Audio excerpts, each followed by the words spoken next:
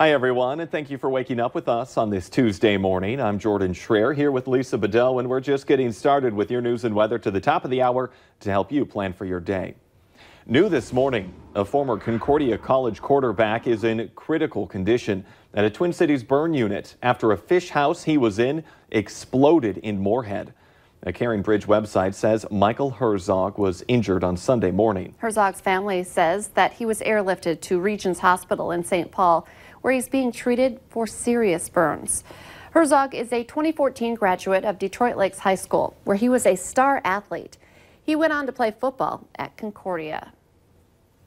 A Native American healing ceremony is scheduled today at the White Earth Community Center after the deaths of 3 people in Becker County.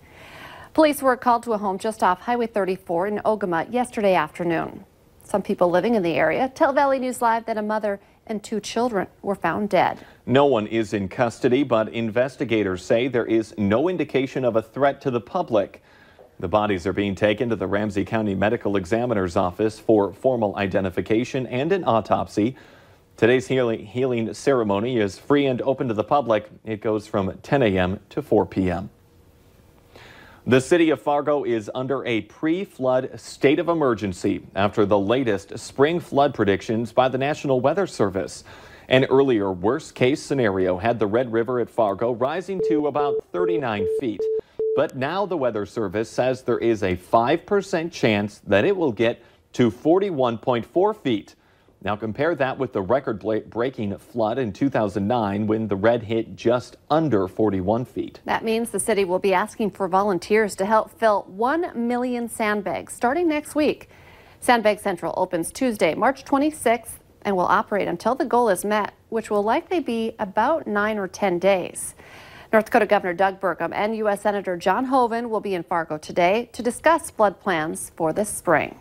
And our weather is helping out that flood outlook, at least for now. It's still being cool at night, but nice and mild during the day. Yeah, that snow all has to melt and work its way through the system somehow. And the best way for that to happen is to be above freezing during the daytime hours and then kind of slow things down at night. And that's exactly what we've got going on. We're ripening up that snowpack. We've got the edges of it starting to melt, and temperatures by this afternoon into the mid-30s again in Fargo, with some cloud cover and some sunshine mixed in there ahead of us today. And you can actually see an almost full moon getting ready to set on our western horizon in our hourly planner. So here's a look at the latest alerts. We do have another dense fog advisory in effect for eastern North Dakota, a few of our counties in Minnesota too, where we're seeing fog that is so dense, some places reporting some visibility down to 0. That's in Carrington and Langdon and Hallock dealing with that.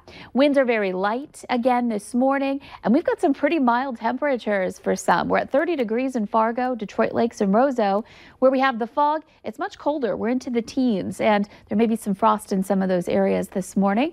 Some quiet weather here in the Red River Valley, and we'll continue to be on the drier side today and through the rest of the work week. So as we transition into the spring equinox tomorrow, we will see those temperatures rise a few more degrees for a high, and then Thursday and Friday back into some 40s, still overnight lows below freezing. Heading into this weekend, Saturday looks fantastic. Sunday, there is a chance for some rain.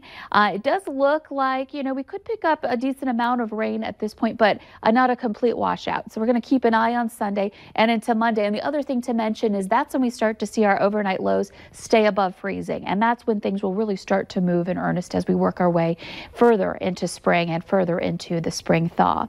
Let's check in now with Al for a traffic update. Morning, Lise. Good morning, everyone. We're on back out here checking things on the Metro Interstate Loop. Interstate 94 traffic is pretty darn busy this morning, particularly for eastbound traffic, surprisingly so. Interstate 29 traffic, pretty much the same story. All kinds of stuff going on over there as well. Want to remind you again that we have a stalled car northbound Interstate 29. Looks like a Pontiac Grand Am. It's north of Main Avenue, between there and the 7th Avenue overpass. Make sure you're looking out for it. No lights, no flashers. Travel speeds out here in the interstate, generally 60 to 65 miles an hour. Road surface is mainly dry, maybe a little bit dampy, a little tire spray here and there, but overall, we're in mighty good shape this morning. Make sure you are driving extra carefully today, and always Willamette Valley Today traffic. And what day is it today? It's Tuesday, Taco Tuesday at Taco John, so late today. A 25-year-old mother is sentenced to 12 years in prison for the death of her baby boy. Justice Lang pleaded guilty to negligent homicide and child neglect in court yesterday. She said she takes full responsibility for using meth and for the death of her son. Last summer, Lang and her 4-month-old baby disappeared for 6 days. She was found wandering in a farm field. Her baby's body was found in a slough. Before sentencing yesterday, the judge called for the courtroom to sit in a minute of silence to reflect on the baby's last moments as he was starving to death after being in the heat for 6 days. Your conduct killed your child. I just keep thinking about the last hour, minute, second of your child's life, and it causes me to lose sleep.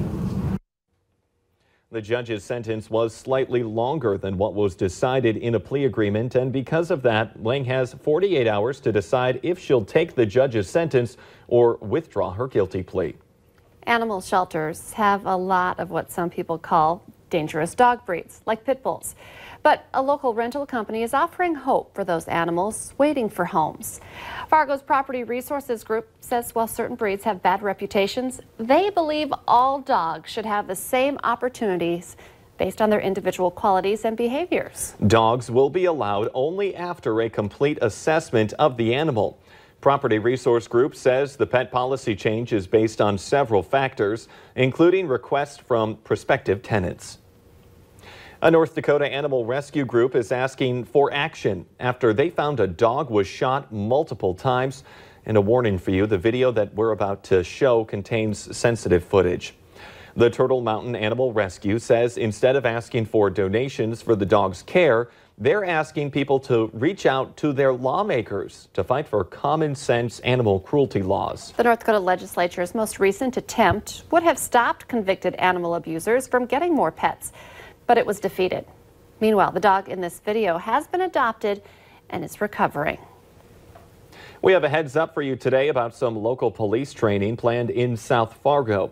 The Red River Valley SWAT team will be conducting routine explosive breaching training today at a flood buyout home in the 7400 block of South University Drive. It's going on from 8 this morning to 5 this evening and will produce loud noises as live explosives will be utilized. The city of Fargo is hosting an open house today to discuss ideas for the Fargo Civic Plaza. It starts at 5:30 tonight in the downtown Fargo Library Community Room. Members of the public are encouraged to attend and participate. Are you looking for a way to maybe release some stress? Maybe throwing an axe around might help do just that. Not at people, at a wall, but the Valley Today's Abby Furchner is live from the first ever axe throwing company in the FM area, and she has more this morning. Hi there, Abby. Hi guys, good morning. I'm here with Marcel Baumgartner, who is the owner of Triple Axe, which is right on 51st Avenue here in Fargo, and it has been a ton of fun. And when people come to Triple Axe, can they just pick up the axe and go, or do you kind of walk them through how the game is played? At first you get a coach, and we kind of teach you how to throw. Because the beginning you just want to make sure you're sticking it, and then once you get the hang of it, we'll definitely teach you the game. And so let's talk about the game, because you don't have them right now, but this fall people can come and join leagues, start their own. So how is the game really played? So you get 10 throws, the middle point being 6, the middle dot being 6 points, and then 4, 3, 2, 1 after.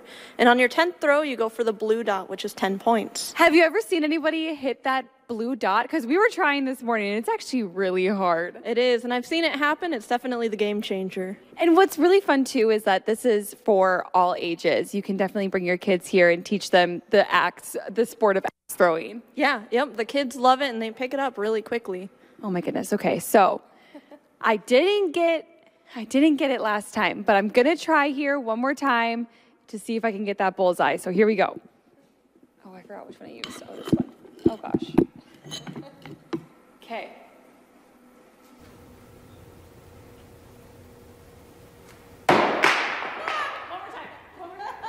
One more time. We have some time to give it one more whirl here.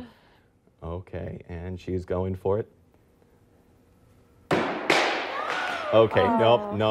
No, Abby, you don't get a third time. I think 3 strikes and you're out on that one. I don't know. She's just going to keep going. She can take a picture and show us if it actually works. Oh! She finally got frustrated enough. Good stuff. Abby Furchner reporting live from Triple X. Thank you so much.